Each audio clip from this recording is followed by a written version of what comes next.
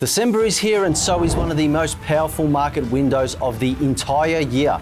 But the big question is, which ASX stocks are actually set to run and which ones should you avoid? That's why today our experts with decades of real market experience and insights trusted by major media are revealing 3 standout stocks that could help you cash in on a December rally.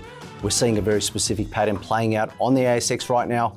And if you understand it, the next few weeks could be incredibly rewarding. So stay with us because the stocks we've uncovered may surprise you and missing this could cost you. I'm Philip Tortevsky, joined by analyst Pedro Banales, and we are Wealth Within. Good evening. How are you, mate? Good evening. Looks like we're in for a chilly December here in Melbourne. Yep, first time in 400 years that it's been this cold or something. Oh, yeah, it doesn't feel like it, but yeah, definitely it's a bit chilly. Hopefully it picks up. Hopefully the stock selections are going to be a lot better, and I'm sure of that anyway. So let's get straight into it. First up, we have NextDC, which came out with a big guidance update today, and it was quite bullish. I mean, overall, they've signed a lot more customers, boosting demand by nearly 30%, and their future workloads have jumped more than 50%, which locks in years of revenue. They're increasing their spending on new data center builds by $400 million to handle this growth. But importantly, their expected sales and profits for next year haven't changed, meaning the deals are solid and profitable. So with rising demand and a stronger growth path for the business, the long-term picture looks very healthy, although short-term, we might see some downside if the market takes the increased spending negatively. Now, we're not seeing that right now on the share price. It's actually up today, which is quite bullish. And when we go to that chart, we'll have a good look at what we're seeing. But I mean, for me, it's always nice to see this is a stock that's in the data center space. AI has taken a beating recently. When you look at the overall picture of the demand for AI, for data centers, it's only growing. And so I think this pullback here lends itself to a very interesting opportunity for nifty buyers.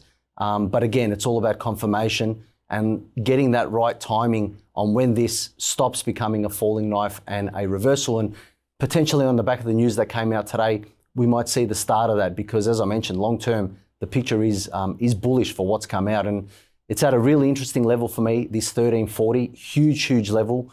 We've seen throughout history, and I'll bring up the monthly chart just to emphasize what I'm talking about. For a stock that is in a bullish uptrend, one of the real telltale sign markers for me is how is it reacting at new all-time high prices? Is it willing to accept new highs? Yep. That's the big telltale sign. And you can see throughout history with NextDC, there's the all-time high in 2013, broke out, look at that, managed to hold above. Breakout, hold above. We break through this all-time high back in 2018, the market breaks out, guess what? Still manages to hold above in 2022.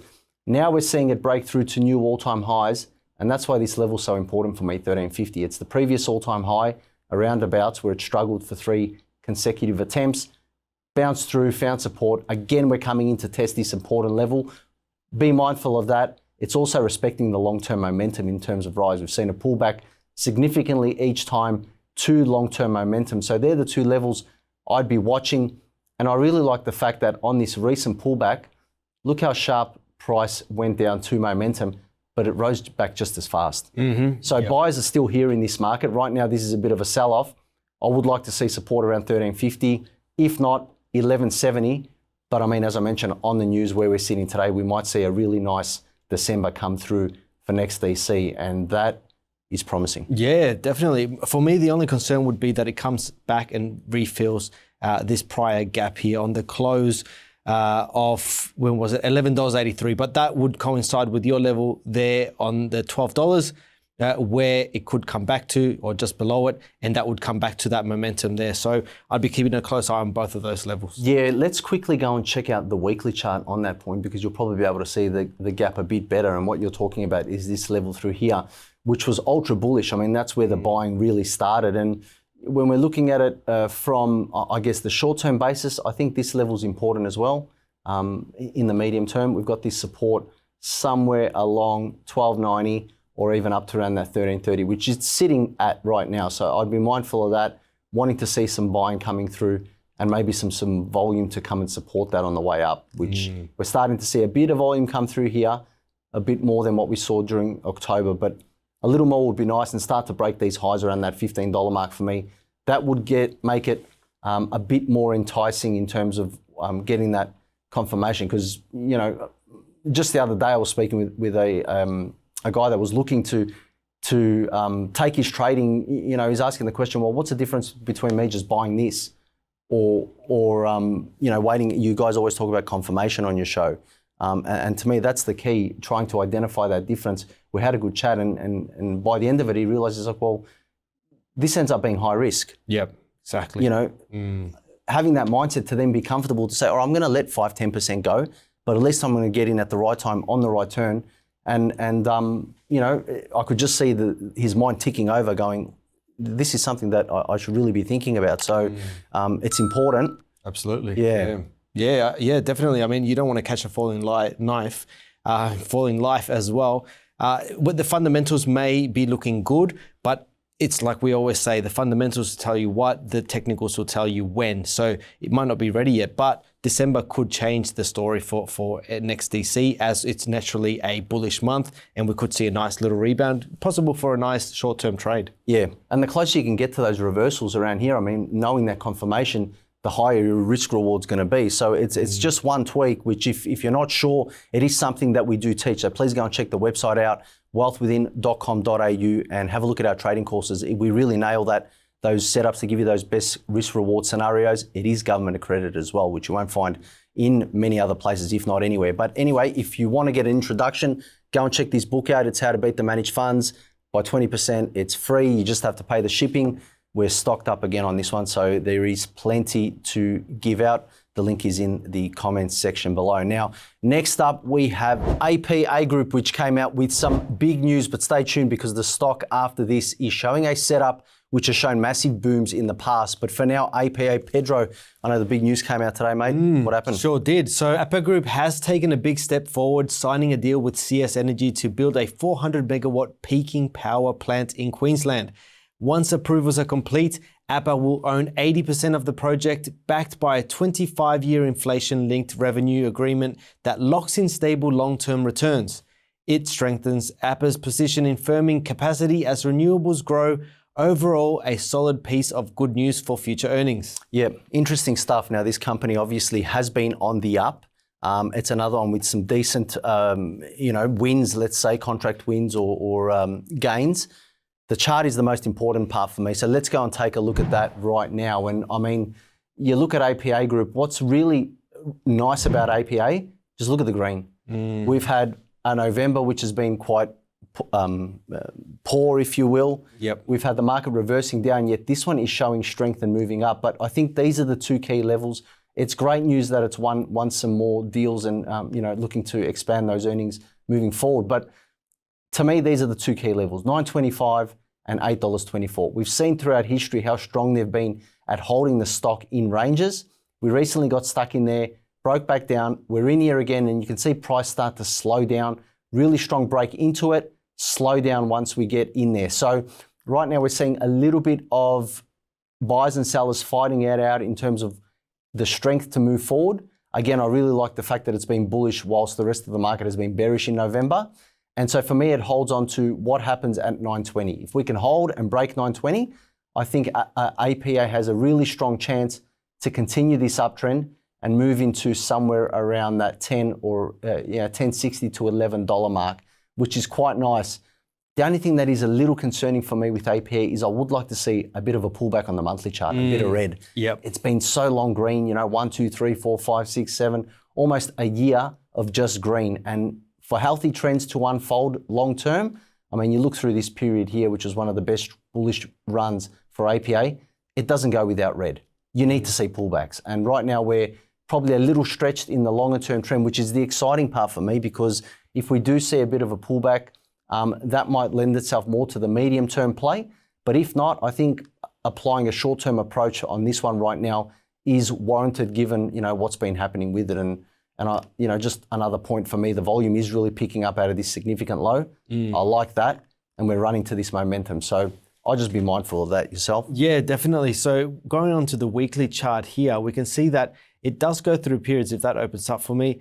It does go through periods of that consolidation where it trades sideways, and we have seen that, you know, since May 2025 all the way to August. So a couple of months of sideways consolidation, and it looks like it could be doing that as well. We can see the opens and closes are fairly close together, and now it looks like it's slowing down, like you said. So we could see some sideways consolidation. However, if we do see a break above that $9.50 this month, we could actually be on that continuation of that trend. It actually looks like a very healthy uptrend at the moment, doesn't it? And like you said, December has a lot of catching up to do for November, because November was we haven't seen a November that bad since 2008. And, that's just telling you something. Yeah. That was during the GFC. So usually November is quite bullish. It hasn't been. This could be the month that picks up. So nice short-term trade there on the weekly, possibly.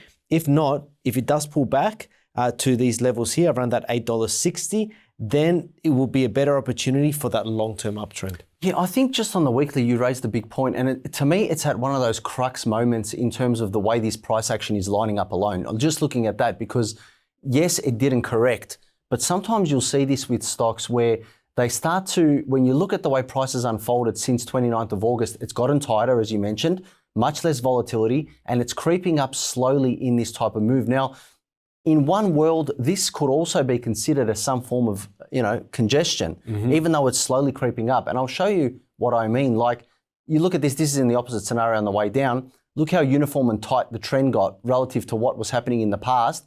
It got slow, it got tight, almost compressing before then the big breakdown happened. And so I'm thinking, yes, if we break down through this momentum line, things could reverse down in the medium term or short term to get down to this 860, then provide the opportunity. But don't be surprised if this just now breaks out and has a really strong run up in December, expands away. Yes. So it's definitely one to watch for the December earnings, or December positions if you're looking at playing something like APA, but definitely a great stock at the moment. So now time for Capstone Copper Corp, which is the dark horse and could be a real performer in 2026. So go and check this chart out here of Capstone Copper. All right, now this one looks very interesting. Obviously, it if you go bring up the price of copper or the chart of copper, you'll see that it rhymes quite well with the copper chart. So it is working in unison with that. That's just a little side note.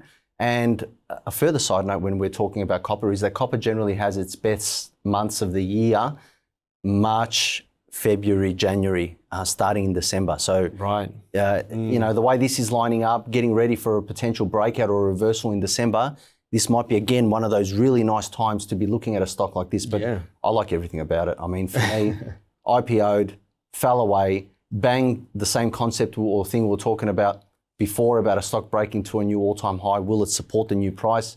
It seems to be doing that right now. It's holding. Buyers have come in. Volumes come in.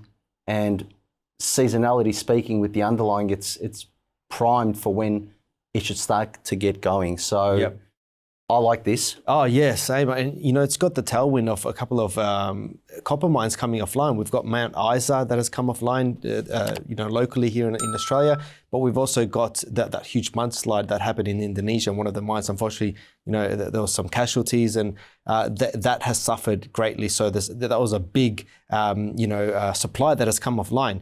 So no wonder that the prices are going up. And this one technically is looking quite nice. It's come back to that trend. If we go back to the chart, it's come back and respected that trend so nicely, and it's good to see these type of miners respecting that trend and not going haywire like some of them do, right? And go volatile. They can go quite volatile. So when you see something like this that's just trending so nicely here on the weekly chart, and it's just showing signs of bullishness. I believe that today it is up around that 5%, so that's not quite the updated data. It's probably at around that $14 trading. So it has broken out of that consolidation there, on the downside. So it's up around that level. And I do like the volume that's come into it more recently. So there was some huge buying that has happened, back in October.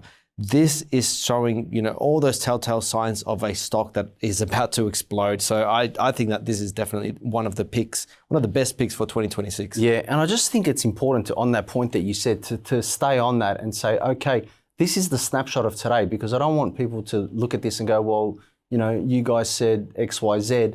But as a trader, you always need to follow the moment of what's happening right now and understand that where are those moments where things need to change.